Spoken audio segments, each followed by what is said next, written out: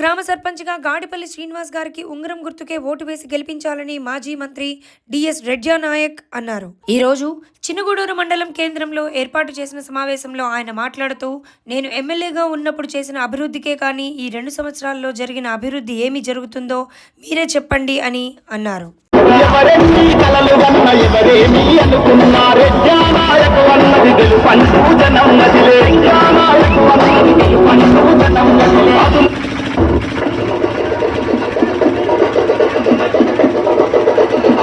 గిర గిర గిర